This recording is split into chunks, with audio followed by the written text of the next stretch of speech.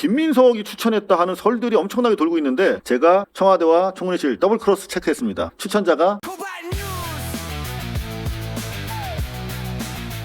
본격적으로 이제 한번 내부로 들어가 봅니다. 다시 한번 요 지금 커뮤니티에 돌고 있는 세 줄. 김민석 총리는 중국 방문, 네. 송영길 전 대표는 미국 방문, 정청래 의원은 딴지 방문. 사이즈 스케일이 완전히 여기서 뽀록이 나는데 지금 김민석 총리랑 송영길 전 대표 행보를 조금 체크를 해드릴게요. 궁금해하시는 분들이 많아서 지금 중국에 계십니다. 김 총리 한중 한 단계 높은 교류해야 리창 협력 확대 용의. 네, 둘이 뭐 악수만 한 게 아니라 지금 김민석 총리 페북에 보니까 지금 뭐 와. 엄청 깊이 있는 얘기를 하고 계시더라고요. 자, 이렇게 움직이고 있는 가운데 이것도 중요한 사진인데 왜냐하면 이게 네. 포럼이잖아요. 그럼요. 김민석 대한민국 총리 국무총리만 초청받은 게 아니라 여러 나라 사람들이 온 건데 마치 이재명 대통령이 트럼프 대통령 옆자리에 앉아 있는 것처럼 이거 중국 총리 바로 옆자리에 앉아 있다는 거는 사실 만만한 일은 아니거든요. 지금 대통령께서도 G7에서 지금 G8으로 우리나라 하나 더 추가해야 된다라고 하는 여론이 전문가들 사이에 일고 있지 않습니까? 그것과 관련해 가지고 실제로 지금 얼마나 이 대한민국이 외부 특히 외국에서는 지금 제대로 평가되고 있는데 우리 지금 내부가 지금 못 따라가고 있는 부분에 대해서 죄송합니다. 네, 그렇죠. 네. 아니 영국 언론에서 뭐 G7에서 멈추면 안 된다 한국이 있는데 이런 기사 막 쓰서. 자, 요거 관련한 대통령 멘트 짧으니까 한번 보고 갈게요.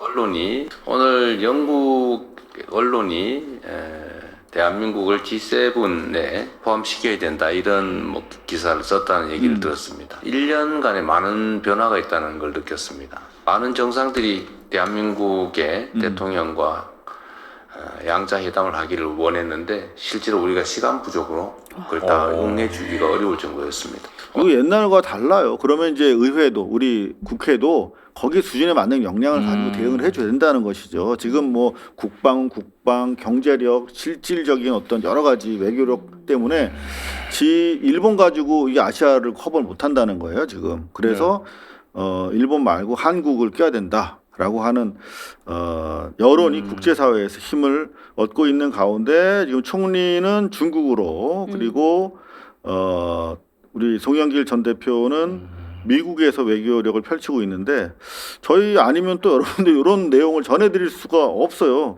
기왕에 중국 갔으니까 김민석 총리가 칭화대 나왔잖아요. 지난번에 칭화대 댕겼냐 안 댕겼냐 이래가지고 말들이 많았는데 칭화대 가가지고 연설을 합니다. 딱 클리어가 됩니다. 한번 보시죠. 칭화대에서 공부를 했던 것은 제 인생에 있어서 가장 아름다운 추억 중에 하나로 남을 것이라고 저는 소중하게 간직하고 중국 방문 중에 칭화대 공식 이제 초청을 받고 왔다 갔다 하면서 수업을 듣기도 했었고 학교가 워낙 넓어서 자전거를 타고 이렇게 학교를 다녔던 기억도 나고 또 기숙사에서 제가 밥을 해 먹던 기억도 나고 5개월을 찾은 그런 기쁨도 있고 또 시험 보고 성적을 안 받아도 된다는 그런 또 마음으로 학교를 찾으니까 기쁨이 2배 일어났습니다. 네. 칭화대학이 발휘하고 있는 뛰어난 이 역량 이것을 정말 높게 평가하면서 정말 앞으로도 한국의 여러 유수한 대학들과 칭화대학이 학술 교류를 또 학생들의 인적 교류를 계속해 나가기를 기대합니다. 투톱으로 김민석 뭐 미국에서 학위 받고 중국에서 받고 그리고 뭐 송영길 전 대표 같은 경우는 뭐 외국어를 7개국어 하고 뭐 러시아 뭐 친하고 이런 사람들 아닙니까? 강력한 민주당.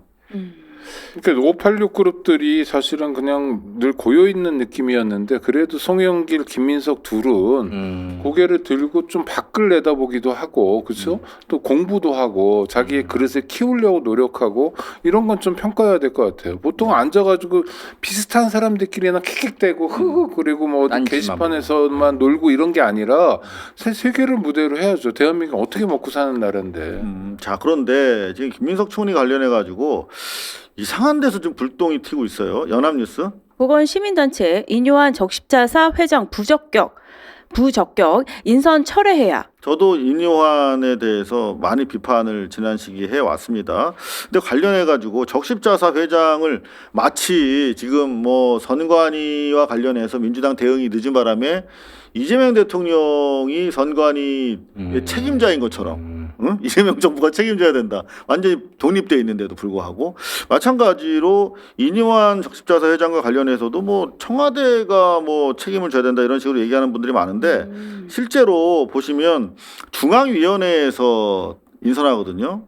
총 28명의 위원이 있는데 그중에 전국 대의원 총회가 선출하는 의원이 19명이에요. 당연직으로 이제 장관들이 8명이 있는데 총 28명 합쳐서 여기서 결정을 하거든요. 근데 보시면 제가 다 찾아봤습니다. 그래서 일일이 중앙위원들 보시면 다 23년, 22년에 임명된 사람들이에요. 이거 언제입니까? 윤통 때 임명된 사람들이에요. 선출직 중앙위원들이. 그래서 선출직 중앙위원 19명을 제가 전수 조사해 보니까 요분 해서 9분. 9분이 지난 정권에서 임명이 된 사람들이고 또 새로 임명된 분들 몇몇을 봐도 좀 보수적인 이 뭐 저 기업인이라든가 그런 분들이에요. 자, 그러면은 일단 전체 28명 중에서 이제 의원장 빼고 27명 중에서 14명. 제가 잘못 말씀드렸네요. 여기서 9명, 여기서 5명이니까 합쳐서 14명입니다. 지난 정부 고인물들이. 그러면 과반수가 지난 정부 사람들입니다. 당연히 인요한이 올라오면 인요한을 뽑을 수밖에 없는 상황인데 지금 문제는 김민석이 추천했다 하는 설들이 엄청나게 돌고 있는데 대표적인 지금 뭐 유튜버들이 이런 거 계속 터뜨리거든요. 한번 보시면. 무슨 근거로? 많은 사람들이 대통령이 인요한을 끌어온 줄 알아요. 대통령이 인요한을 알까요? 인요한의 40년 지기 친구가 누구죠? 김민석이에요. 인요한하고 김민석은 40년 친구라는데 어떤 근거로 이런 말을 하나 들어봤습니다.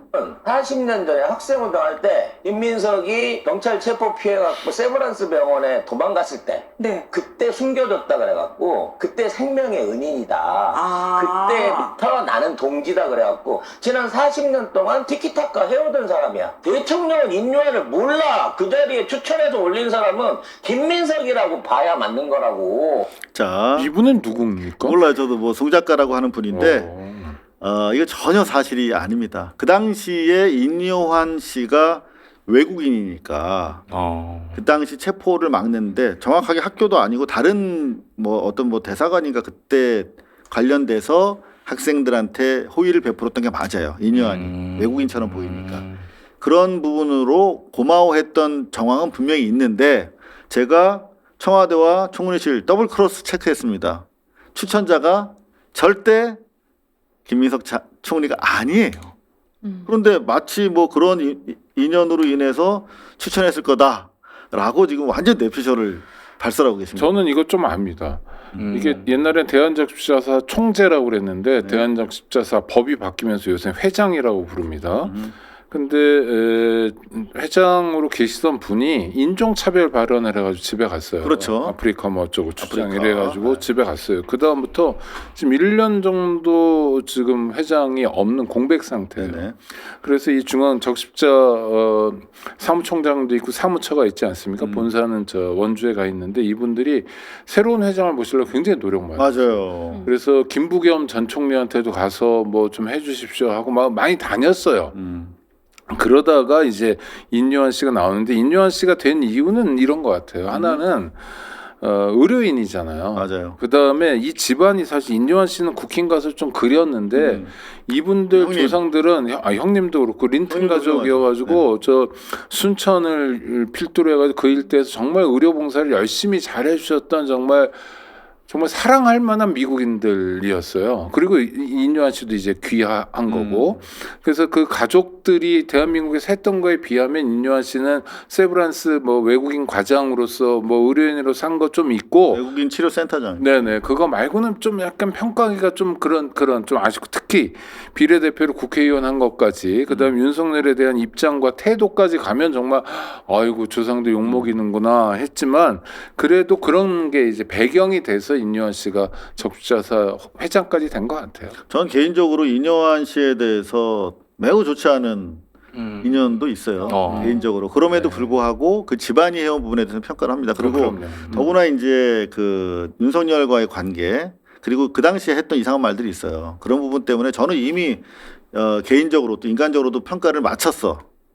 이게 아니다 이 사람은. 그럼에도 불구하고 굳이 왜 적십자사에서 이 사람을 의결했을까를 생각하면 방금 국내에서 쌓아올린 의료 봉사의 전통이 있고 특히 오 국장님께서 말씀 안 하신 게 있어요. 대북 의료 봉사를 되게 오랫동안 많이 한 했습니다. 사람이에요. 맞습니다. 북한의 결핵 아니, 퇴치 그 집안이 운동이라든가 결핵 퇴치 운동이라든가 이런 것들을 되게 많이 해서 북한에서 되게 고마워하는 사람이에요. 그러니까 향후 관계성 속에서도 아마 고려가 되지 않았을까 하는데 제가 청와대와 총리실을 취재한 내용 제가 공식적으로 여기서 확인시켜 드리겠습니다. 먼저 청와대 관계자입니다. 인선 과정에 개입하지 않았고 적십자사의 입장을 존중한다. 이 관계자의 또 개인적인 평가는 개인적으로 인요한은 비례 사퇴했고 반성과 사과를 거친 인물이다. 네, 관계자라고 적시한 부분 양해를 부탁드립니다. 그쪽에서 이렇게 원했고요. 비례대표를 사퇴하는 게 쉽지는 않아요, 사실. 그렇죠. 네. 그런데 비례를 선제적으로 사퇴를 했고 또 반성 뭐 험한 말도 많이 했지만 반성한 부분에 대해서는 이분은 또 개인적으로 평가한다고 얘기를 하네요. 자, 그런가 하면 총리실. 추천하지 않았다. 제가 이 총리실 관계자라고 안 하고 총리실이라고 그랬죠. 왜 그럴게요? 공식 입장이군요. 네, 공식 입장이고요. 네, 공식 프레스 가이드를 받았습니다. 추천하지 않았다는 거. 그러니까 이런 식으로 만약에 이상한 얘기를 계속한다.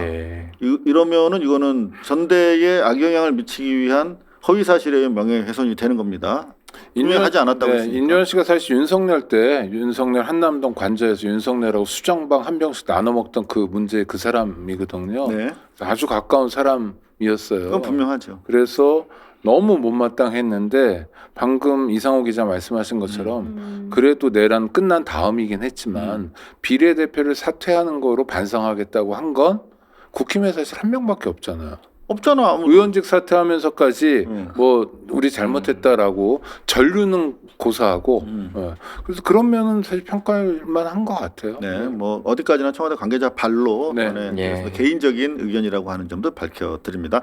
자, 그런 가운데 지금 뭐 김어준 씨가 영향력이 감소는 했다고 하지만 중요한 거는 소위 말하면 재래식 매체들이 김어준의 발언을 가지고 자기들이 원하는 쪽으로 같이 구도를 엮어간단 말이에요. 그런 폐해가 있는데 지금 이재명 대통령이랑 이낙연을 엮어서 뭐 지금 뭔가 프레임을 짜고 있는데 어제 짧은 내용이니까 한번 보시죠. 뭐 이거는 뭐 엉터리 논리입니다만. 그렇죠. 배신감을 느꼈죠, 이낙연에게. 그렇죠. 그렇게 이낙연 당시 대표가 지지율이 빠지는 속도가 엄청났는데 박근혜 사면. 근데 그건 상상할 수가 없었어요. 왜냐하면 180석 얻었죠.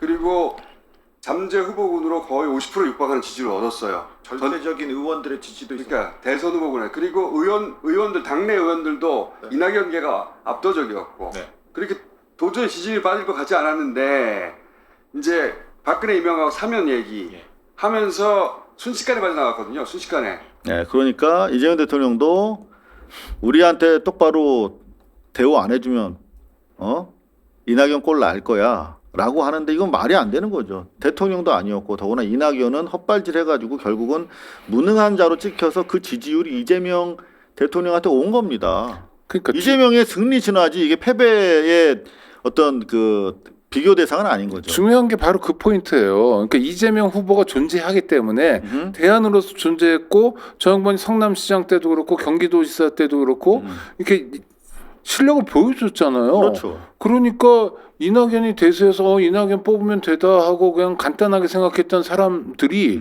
가만히 있어봐 이렇게 가면 되겠어? 해가지고 돌아선 거잖아요. 맞습니다. 그리고 이낙연을 대체할 만한 이재명이라는 대체제가 정확히 있었던 거예요. 집단 이성이 발견한 거죠. 그럼요. 네. 그래서 국무총리 안 해봤지만 국회의원 안 해봤지만 저 사람은 행정을 통해서 보여준 게 있다. 절로 가야 된다라고 보여준 거예요. 그렇죠. 그 시민들은 결과죠. 기대했고. 네. 네. 근데 그냥 자기가 헛발질하고 소위 말하는 핵심 코어 이게 이탈하면서 갑자기 이상해졌다라고 얘기하는 건 정말 이상한 얘기네요. 자, 근데 실제 이 폐악이 네. 재래식 언론을 통해서 확대 재생산되고 있습니다. 기타. 김어준 데드크로스 이재명 대통령 향해 이낙연 거론하며 경고. 자, 경고 맞네요. 경고. 경고를 던진 겁니다. 그런가 하면은 주간 경향. 조국 혁신당 동지 외면에 이재명 정부 지지율 하락, 보수 함께 가는 게 통합이냐? 동지가 어디 있어요? 동지가 누구랑 동지라는 거? 저 12월 22일 말고 동지라는 거잖아요. 동지 섰달 말고 지금 무슨 동지를 말하는지 모르겠습니다. 자, 이 조국혁신당이랑 움직임이 김어준 씨 공장이랑 서로 통해요. 네. 예? 이제 우리가 알고 있지 않습니까? 조국혁신당과 정청래 그리고 김어준 씨 공장이 사실 3족 2인 3각. 2인 3각에서 3인 1각 어찌됐든 같이 움직여 왔던 것들이 좀 드러나고 있는데 실제로 김어준 씨는 이런 입장이잖아요, 지금. 네, 지금이라도 민주당과 조국혁신당 통합을 전제로 공동 지도부를 같이 뽑는 통합 전대 가능하지 않나? 계속 지금 마이너스로 가고 있는 가운데 이런 기사들이 계속 나옵니다. 한국경제. 검찰 출신 민정수석 후폭풍, 이낙연 지지율 급락 잊었나? 네. 김어준 지지층 등 돌릴 것. 네, 계속 이런 식으로 저주의 발언을 쏘아내고 퍼붓고 있는 가운데 이제 이동영 열사가